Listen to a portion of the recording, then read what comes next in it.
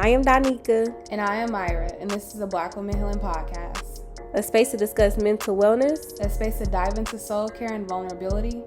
Here, we will support you on your journey as you focus on your healing, while also giving you the work along the way. Welcome to Black Women Healing Podcast. Do you love your natural hair, but also enjoy the flexibility of wigs? Then check out promptlypolished.com, an e-commerce site connecting you to emerging Black hair and beauty brands. Whether you're looking for a custom wig or natural hair care products, you can shop from a variety of Black-owned brands. Check out promptlypolished.com and receive 10% off your purchase with the code SHOPBLACK. Hey y'all, we're back with another episode of Black Women Healing Podcast, and as usual, we want to dive into a discussion. So this was something that was on my mind. Usually we do something random. It's random, but at the same time, I have been thinking about it. So my question is, starting off with Donika, what do you feel like is a unique way that Black women connect with each other that you enjoy? Ooh, the first thing that comes to mind for sure is hair, like our hair. Mm-hmm. Like that's usually the first thing I'm looking at in general. Like if you gonna have like whatever it is, it's gonna be, the puff, the braids, the baby hairs, the sew-in, the frontals, the like I can go on and on and on, like the hair. And I feel like that, other races, other folks usually don't. And it's funny because I feel like even they try to connect with us on hair. I was just thinking of working in like spaces, non-Black spaces, where every time I changed my hair, they would just be like making a huge deal of it. Like, oh my goodness, like I love your hair. And it used to kind of be, it would be like, oh my goodness, like shut up. But then I had to realize like, dang, they probably bored with their hair. Like they wear the same hair every day. Can't do very much. Like, oh my goodness, that's boring. So I started like, appreciating it. Like, you're right. You go ahead and admire it. So for me, I would have to say hair. What would you say, Myra? I would say the way that we talk, like our lingo. Like if a white woman called me sis, I would be like, what? But when another Black woman calls you out, it's just like, oh, I feel like included. And just like little things that we say to each other that only we understand. Whereas if another person we were to talk to, they probably like, what are y'all talking about? So I think it's definitely our lingo. And nails come to mind. My nails are not always done, but when my nails are done, I feel like that sparks a conversation where it'll get us talking, whether it be like out and about, whether it be friends, I feel like those are our things. What about you, Velma? What are you thinking? I agree with both of you guys. I just had a situation where another Black woman complimented me on my nails just the other day. And she was ringing me up and we sparked a whole conversation about that, started talking about hair, where we go to get waxes. So definitely one of my favorite ways is to connect through like compliments, and also just celebrating, like having fun together and going out and dancing and creating like a vibe. That's one of my favorite ways for sure. Yes. When you said wax, it made me think about like brows. I remember brows were like a really, really big thing. Like we would connect. Yeah. So as you all hear, we have a special guest and another special guest in the background, the baby. But I'm going to go ahead and introduce our guest. Our guest is Velma. Velma Kamara is a licensed marriage and family therapist based out of Los Angeles. She's a healer, mother, writer, and community space holder. Velma believes in the intentionality of healing space for women to rediscover their authentic expression and innate power from within. She is passionate about helping women along their healing journey as she understands the impact of certain life experiences on the mind, body, and spirit. She is an advocate of self-discovery and wellness. Velma is the creator of She Glows Within, which is a platform that focuses on exploring the arts of healing through creativity.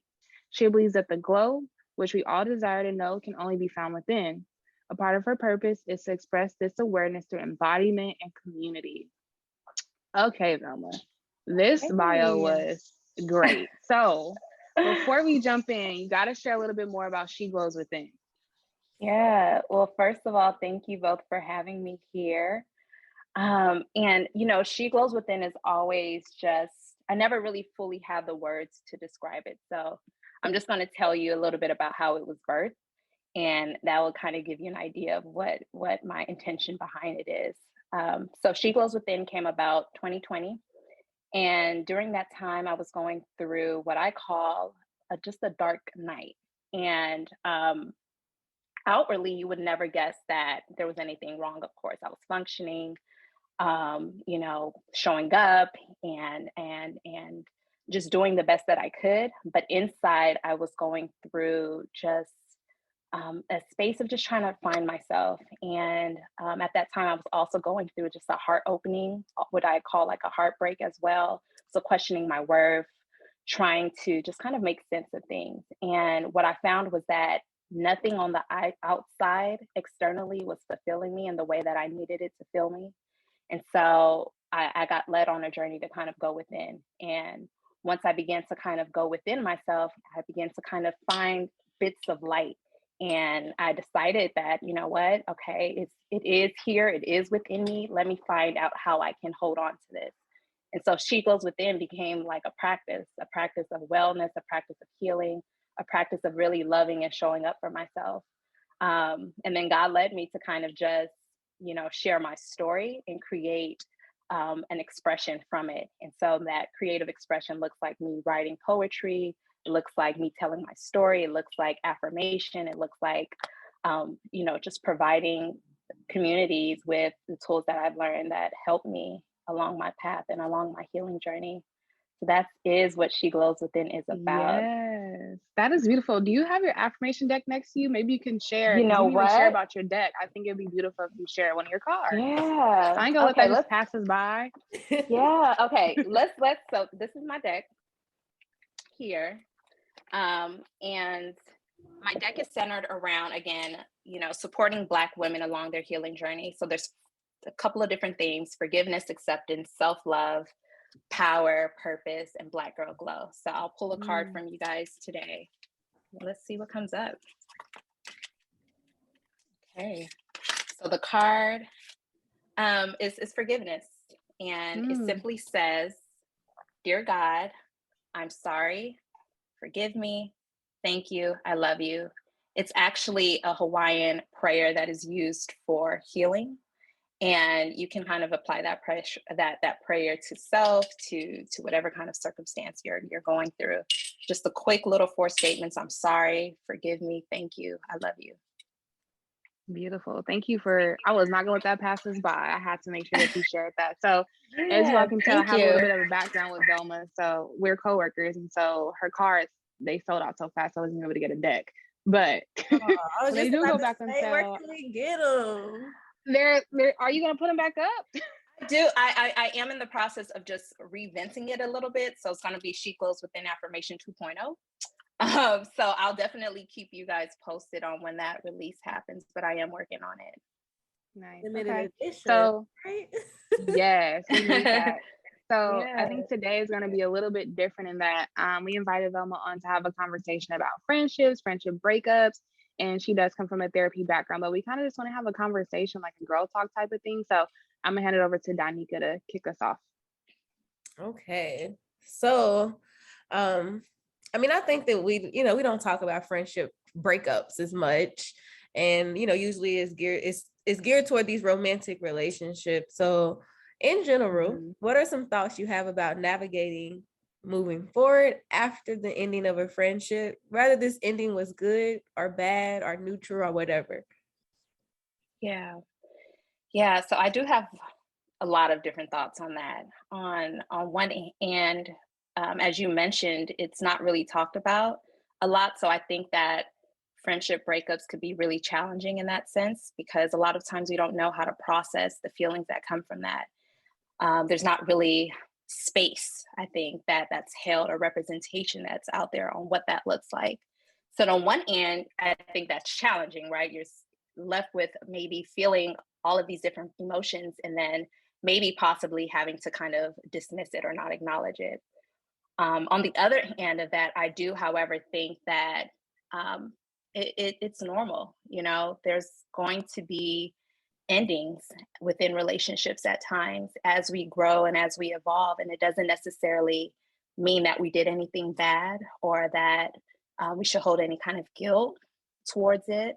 But I think that also needs to be normalized, that sometimes we outgrow each other, and that's okay as we evolve. Yeah, and I think that's interesting that you have the forgiveness card, and even thinking about friendships, like they kind of tie in, like, you know, when you move on from the friendship, forgiveness of whatever you may feel from it. So I think that's really cool that you picked that card.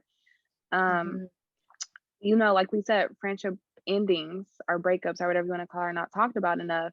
And so we were curious about the differences that you maybe notice or come to mind for you when you think about friendship versus a romantic breakup. Yeah, the differences. So I recently, well, not so recently, but I had an experience with a friend. It was a guy friend. And we really care for each other and we have a close relationship. And we had a discussion on what would it be like if we were to explore each other on a romantic level. And so we were really vulnerable with the conversation. And one of the things that came up for him was that he was afraid of the pain that may come from the ending of a romantic relationship versus us not being cool anymore as friends. And I was like, oh, I never really kind of thought about it that way. And but it was interesting though, because it made me think like, yeah, you're right. You know, there's a level to a certain degree of attachment that comes with a romantic relationship versus versus a friendship relationship. Not to minimize the ending of a friend relationship in any kind of way. I do think that just the process of it kind of just looks different and it has similarities as well. So I think there's still going to be pain there, right? I think there's still going to be maybe feelings there, emotions that are maybe tough to sit with both. But I do believe that both of those relationships are unique and are processed kind of differently. Yeah, for sure. Danica, I'm curious what you think, because you're making faces. Look like you have some thoughts. What do you think? Yeah, it's making me think about like the different future plannings of like a friendship and romantic relationship. So like with our friends, it's not that we don't plan, it just looks a little different. So we might plan to go to certain gatherings or certain events and stuff, but we're not necessarily planning on like where we're moving together next. We're not planning on like these familial pieces like, oh yeah, we're going to, you know, visit your family next year. We're going to do like those little pieces of it like that. They show up differently. So I think that when it comes to a friendship versus a romantic breakup, it's making me think of like this future planning of like the thoughts of the future with the romantic partner versus your friends. I think sometimes, and I'm thinking about myself with my friendships, I kind of do assume that they're going to be there for a long periods of times. And I think at least me, I kind of know the ones who probably won't, but the ones that I do think, it's just like, I don't even think about it. I'm just like, yeah, they're going to be here in some form of capacity. So I think the friendships that I really think are going to be here forever, if those were the ones that ended, I think that would hit me a lot different though, if that makes sense. And so like, yeah, I'm just thinking about this, just the way we're seeing like planning out our friendships versus planning out our like romantic relationships and how that is impacting the aftermath of everything. Right. Yeah. That's something to really think about. Yeah. And I even think that the grieving process of it is different in our society and the representation of that. So when we look at a romantic breakup ending and we see it on TV or in a movie, we see that person going through the grieving process, whether they're sitting on the couch eating ice cream, crying with their friends surrounding them and supporting them. So we kind of know what that like looks like in a way. But the representation of a friendship ending and breakup ending, I think that we as a society really don't know what to do with it, right? Sometimes we're taught that, okay, it ends and you just kind of move on, right? Which is not really like realistic in my eyes, but the representation of it, I think outwardly also looks just different.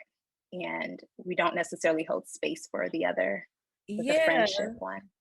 Yeah. Did you watch Insecure like these last few seasons? So with Molly and Issa, it's just making me think because, you know, their friendship ended up coming back together and it wasn't easy after this kind of like, you know, tussle in the friendship. But I wonder what they would have showed if they were not friends again? Like you just said, would they have shown both of them grieving this relationship as they have shown the romantic relationships grieving? Like, so Right. kind of like the representation, like why come more shows and films and like why come people don't present that piece of it and show us like the real deal of what happens? Yeah. I don't know. That's a great question. I know, right? I'm like, People don't want to see that though. People like, yeah. People don't want to see that. People want to see the the drama of what happens with the romanticism piece. That's what we want to see.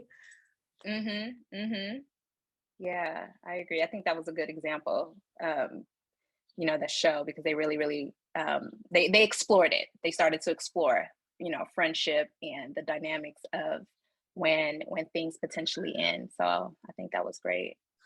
Yeah, now that you bring up insecure, it's making me think about oftentimes when we do see Black women in particular start to disagree, it gets real nasty. So I think that it was nice to see them kind of turn around and really reflect on that friendship, because I don't want to see the nastiness. Like, I'm tired of seeing that. So I'm happy they did that. That is so true. That is true. Yeah. I mean, nevertheless, I'm glad they're friends. I'm not saying I don't want either of Molly to be friends. I'm glad it worked out, and you know, they put in the work for it to work out. So I mean, that also is something. Yeah, kind of thinking about that work. Right? Yeah, you got to put in work. You got to put in work. It's making me think about like this next question. It says, if a person is constantly ending friendships, so, you know, every time they have a friend, or you're noticing like every other week, this person's like, oh, I'm not cool with them anymore. What suggestions would you give them? Or like in general, just what do you think about that? If someone's constantly ending friendships? Yeah. You know, I think it deserves to be looked at, you know, because what we're seeing is essentially a pattern. And so if someone is constantly ending friendships, I think it deserves just being able, as that person, taking a pause and reflecting.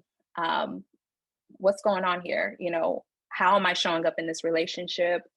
Is it anything that I'm doing or not doing? Just because it's a pattern, and you want to be able to take a look at, okay, how am I moving in this world? Is it in a healthy way? Is it aligned with the things that I really want? And if it's not, what can I do to kind of change this pattern that's showing up? For me personally, the kind of person that I am, I really don't have those kind of challenges per se within my friendship dynamics. And I think it's because I'm also kind of very selective in a way with who I consider a friend, and that whole process of just being really close to me in that way. And so I don't necessarily have that experience where it's like this person is just kind of in and out my life, or I'm in and out that other person's life, or I have a person that's just kind of moving from friend to friend. I think it's just it's something to look at. It's like a sign. Okay, it's a pattern here. What's going on? Yeah, that's interesting that you talk about like the choices of friends, because it's making me even think about, you know, who we choose to call a friend.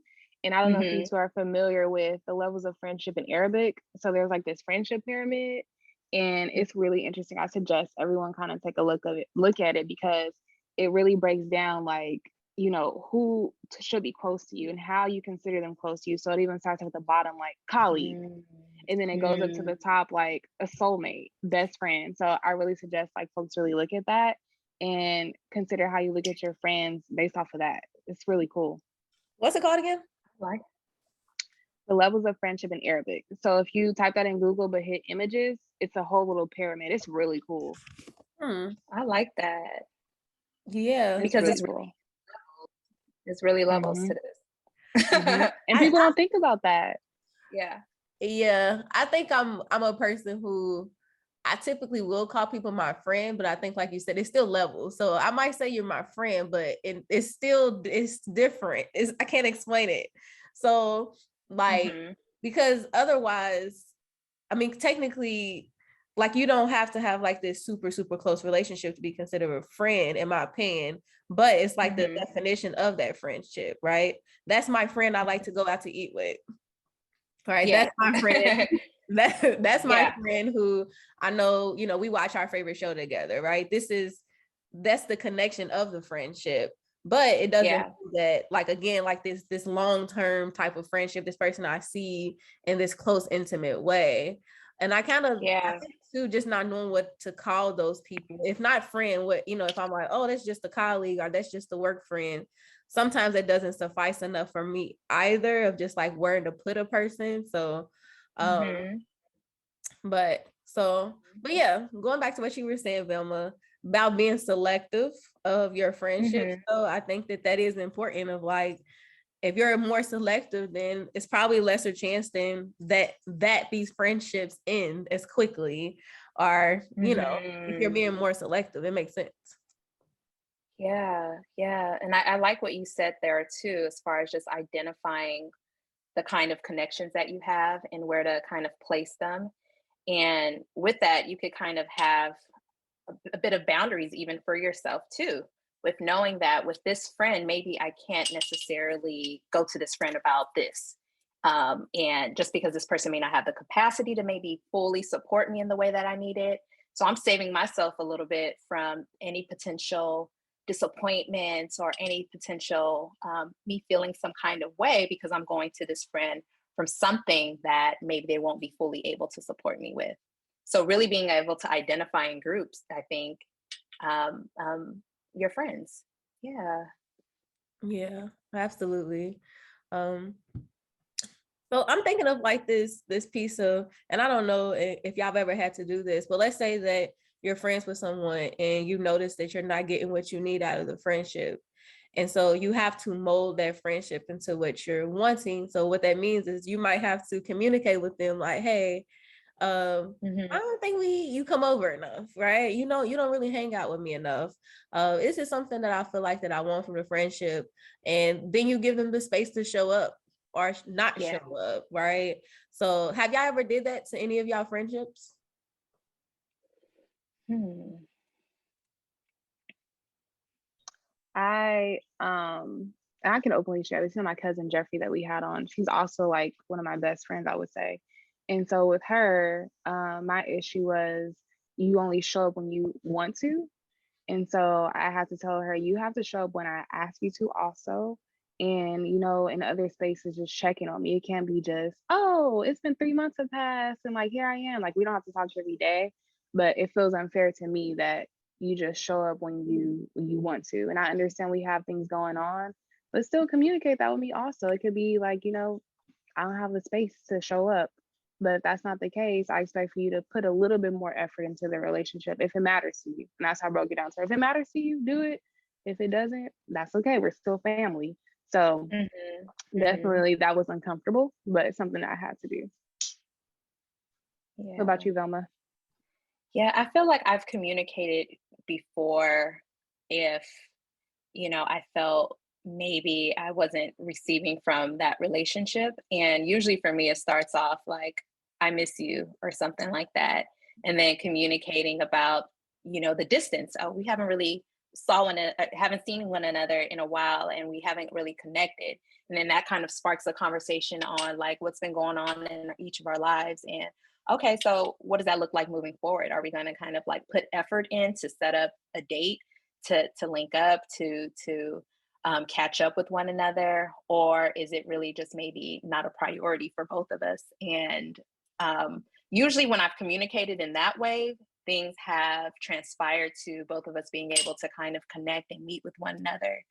On the other end of that, though, I've also had people, tell me about me and myself at times too, because I can tend to get into my own world and isolate a little bit, and put on that hat, right? That strong woman hat sometimes, and figure things out on my own.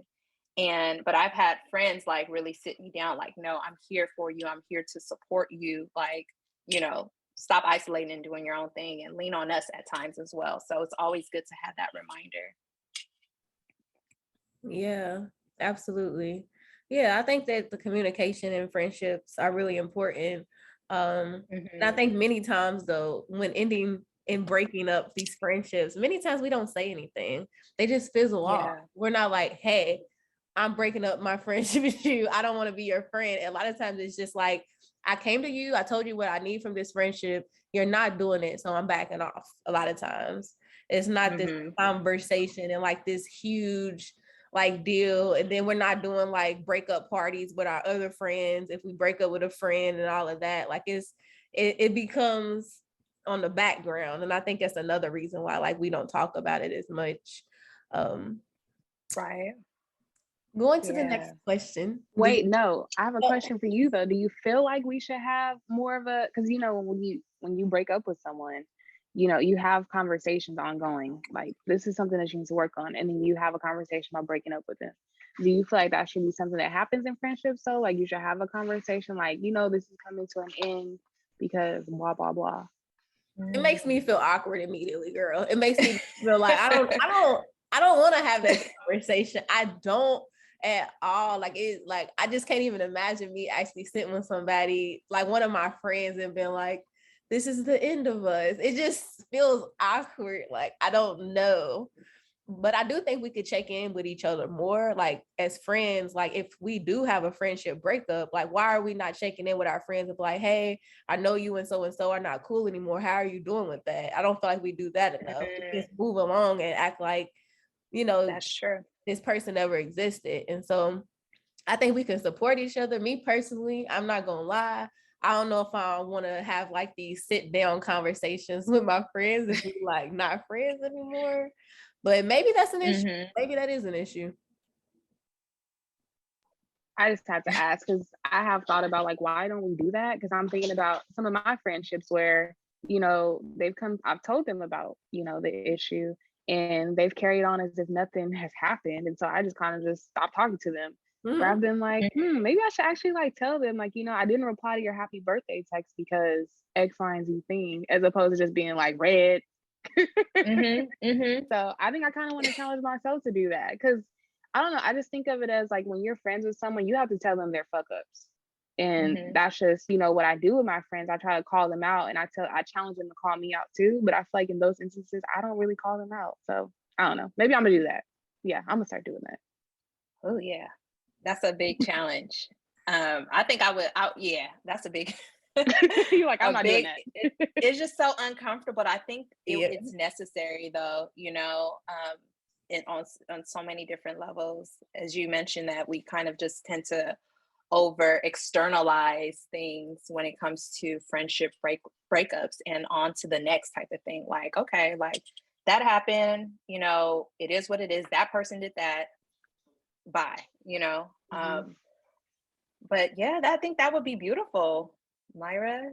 Yeah, you let us try. Let me know how it goes. Right? Know how that goes. You go keep first. You updated. You go first. Yeah. So Velma, do you feel that therapy is a place to process a loss of friendship? And any tools for folks listening to do this on their end outside of therapy? I know it's like a loaded question. Yeah.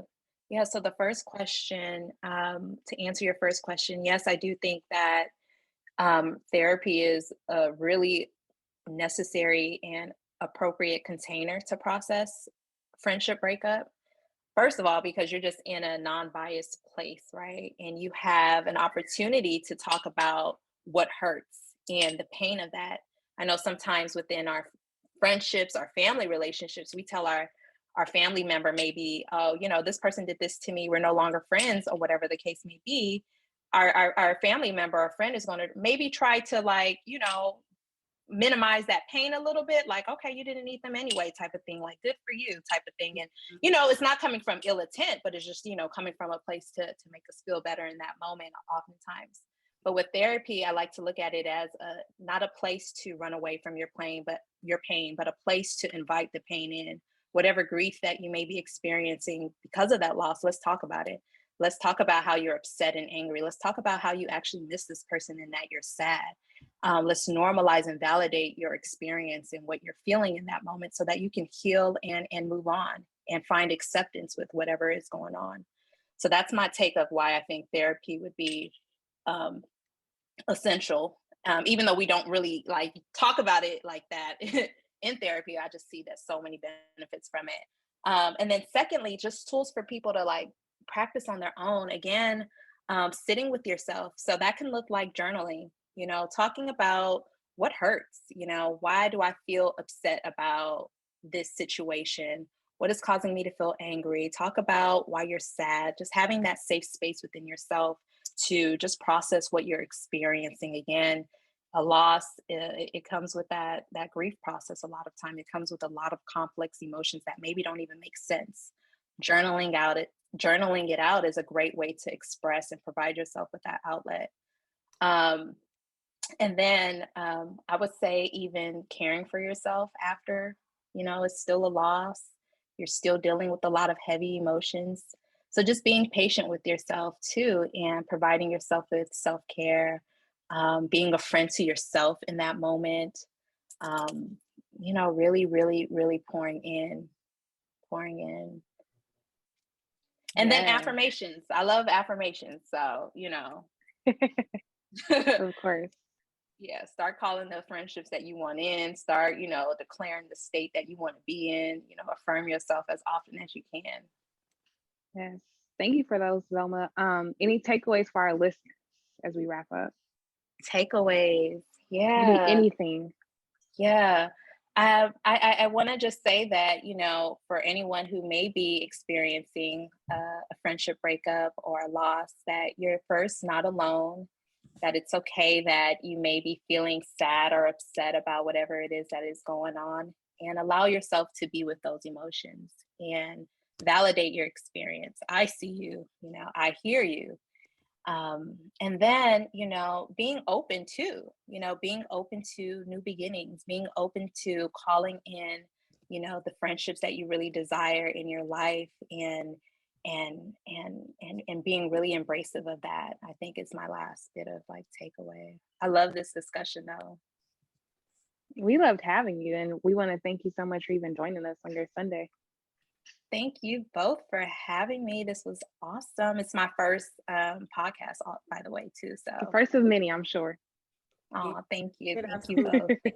Yeah. Well, in reflecting on this episode, as you all know, it's still February, which is the little Valentine's Day love month. And, a lot of times we talk about the romantic love, but our friendships, we love them as well.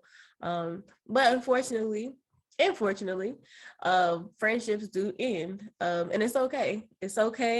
But I think it's important just to talk about how we're navigating the ending of these friendships. And so I'm really glad that we got to discuss this episode. I really don't, I think we reflected enough in the episode. Oh my gosh. So I think that, I've been seeing a lot of conversation around this on Twitter, and a lot of people talking about how they've experienced friendship breakups that have hurt them more than a romantic breakup. And so that's why I really was pushing to have this conversation sooner rather than later. And so I just want to normalize that feeling, because you're not alone. I keep seeing people saying that they feel like it's just them when it's not, because I keep seeing multiple people say that. And so yeah, just normalizing that friendship breakups do hurt, our friendship endings, or whatever you want to call it, they do hurt just as much as a romantic relationship, if not more. So yeah, I think that's all I got for a wrap up. All right, y'all. So look at the description. We always have really good resources and different ways to keep up with us in the description. And thanks for supporting and following us. We will see you all next Monday. So y'all, we have to shout out our friends over at Fiverr. We are officially a Fiverr affiliate, and I love Fiverr because you can literally go to them for any type of project you might want to work on, whether it be if you need a new logo, you need help with the resume, you need help with social media, they help you over there. So go ahead and check out our friends over at Fiverr. That's 5ERR. So 5 with 2 R's at the end.